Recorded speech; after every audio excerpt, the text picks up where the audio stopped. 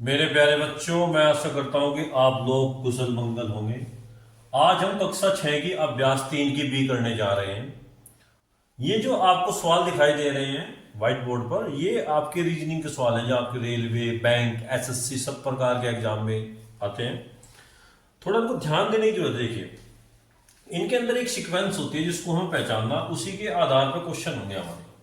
अब जैसे चित्र आपको दिया, इसको ध्यान से देखिए, इस चित्र को ध्यान से देखिए, इस चित्र को ध्यान से देखिए, तभी हम इस पहले क्वेश्चन को सोल्व कर पाएंगे। और जो आपका एक खाली स्थान है, इसके अंदर क्या आपका अंक आएगा तभी हमें पता लगेगा, इसके अलावा हमें इसमें पता नहीं लगेगा। देखिए, अब यहां पर देखिए आप, अब आप लोग इन दोनों को जोड़िए। देखो, ये भी प्लस का, ये भी प्लस का, 15 और 4 कितने होंगे आपके? 19। ये भी माइनस का, ये भी माइनस का, दोनों जुड़ेंगे भाई। 7 भी माइनस का, 3 भी माइनस का, जुड़ेंगे। जुड़ का क्या आएगा आपका? माइनस का 10। अब मुझे बताओ, 19 में से 10 जाएगी तरफ से आपके 9। देखिए आपका 9 आएगा। ठीक है, तो इसमें हमें एक सीक्वेंस ये पता लगी कि भाई इन दोनों जोड़ो और इसमें से इसको घटा दो। देखो, अब हम क्या करेंगे, देखिए इसका मतलब इन सबको जोड़ना ही है। अब देखो, 21 को और 11 को जोड़िए, आप कितना होगा आपका? 33। अब माइनस वालों को जोड़ो, कितना होगा आपका? 9 और 3 12, यानी कि 23। देखिए, जब हम इन दोनों घटाएंगे तो क्या बचेगा आपका? 10। बिल्कुल सही। इसका मतलब है प्लस प्लस के जुड़ेंगे और माइनस के अंदर, इसके अंदर से घटा दिए जाएंगे। देखिए आप, अब इन दोनों को जोड़िए। आप देखो, 7 और 4 11, 1 और 1 2 और 1 3। अब माइनस के कितने हैं आपके? 8 और 5 13 और 33। देखिए, 31 प्लस के हैं, 33 माइनस के हैं, तो प्लस के ज्यादा, माइनस के ज्यादा है। यहाँ पे कितने? माइनस के 2। तो इसका मतलब है जो आपका खाली स्थान है, इसमें जो आपका आंसर आएगा वो क्या आएगा आपका? माइनस के 2। अब आप दूसरी सीक्वेंस देखिए इसके अंदर।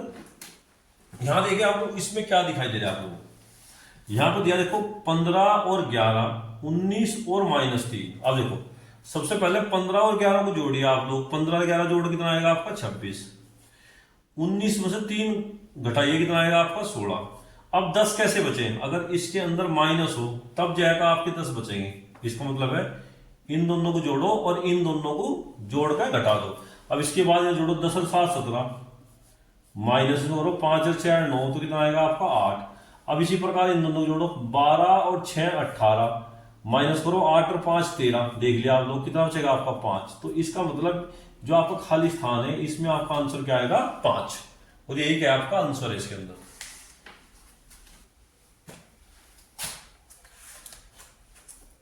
यहां पर देखिए आप लोग, अपनी अभ्यास पुस्तिका में खाली स्थान भरो। दो पूर्णांकों का योगफल सदैव, अगर दो पूर्णांक है तो उनका योगफल हमेशा क्या होगा आपका? एक पूर्णांक ही होगा।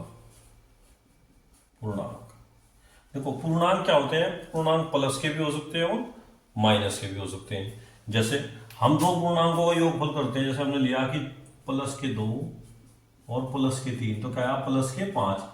ये भी पूर्णांक थे, ये भी पूर्णांक थे, तो ये भी क्या है? एक संख्या पूर्णांक है। इसी प्रकार के हमने लिया -2 और -3, तो क्या आएगा? -5। ये भी एक पूर्णांक है। तो इसका मतलब है कि दो पूर्णांकों का योगफल सदैव क्या होगा आपका? एक पूर्णांक। दो धन पूर्णांकों का योगफल, अब जब दो धन पूर्णांक है, देखिए आप, ये प्लस का 2 प्लस का 3, तो क्या है आपका? धन पूर्णांक आया। तो इसने कहा दो धन पूर्णांकों का योगफल क्या आएगा आपका? धन पूर्णांक। धन पूर्णांक। फिर कहा दो ऋण पूर्णांक, दो ऋण पूर्णांकों का योगफल क्या है आपका? ऋण पूर्णांक। क्या है आपका? ऋण पूर्णांक। इसी प्रकार देखो, क्वेश्चन नंबर 4 पर हमें बताना सत्य और असत्य बताने हमें। यहां पर क्या दिया? किसी पूर्णांक तथा इसके योगात्मक प्रतिलोम का योगफल 0 होता है। देखिए, हमने कोई पूर्णांक लिया प्लस के 3, इसका योगात्मक प्रतिलोम क्या होगा? -3। दोनों काट के क्या है आपका? 0।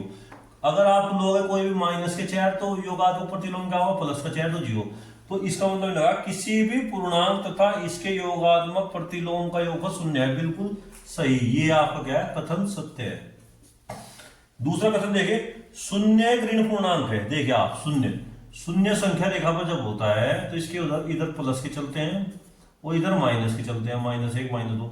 तो शून्य ना तो आपका धन पूर्णांक है ना ऋण पूर्णांक है। इसने कहा शून्य आपका ऋण पूर्णांक है। ये कथन आपका बिल्कुल असत्य है कि भाई शून्य ना तो धन पूर्णांक है ना ही ऋण पूर्णांक है। यहां देखिए दो ऋण पूर्णांकों का योगफल धन पूर्णांक होता है। यहां देखिए आपने दो ऋण पूर्णांकों का योगफल किया था, क्या था ऋण पूर्णांक, इसने कहा दो ऋण पूर्णांकों का योगफल धन पूर्णांक होना जी, वो ऋण पूर्णांक होता है दो ऋण, तो ये क्या है कथन आपका असत्य है,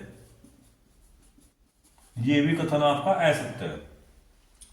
किसी पूर्णांक और शून्य का योगफल उस पूर्णांक के बराबर होता है। देखिए आप शून्य ले लीजिए और कोई पूर्णांक ले लीजिए, क्या आएगा 2, तो उसने कहा किसी पूर्णांक 2 और शून्य का योगफल उस पूर्णांक के बराबर है। बिल्कुल सत्य बात है आपका, ये कथन आपका क्या है, बिल्कुल सत्य है। यहां देखें एक ऋण और एक धन पूर्णांक का योगफल सदैव धन पूर्णांक होता है ना, ये बिल्कुल गलत बात है। हमने कहा कि एक ऋण पूर्णांक और एक धन पूर्णांक, तो उन्होंने कहा कि एक ऋण पूर्णांक और एक धन पूर्णांक का योग, देखिए माइनस का हमने ऋण पूर्णांक लिया, प्लस का हमने धन पूर्णांक लिया, क्या बचा माइनस का, ये तो ऋण बच गया।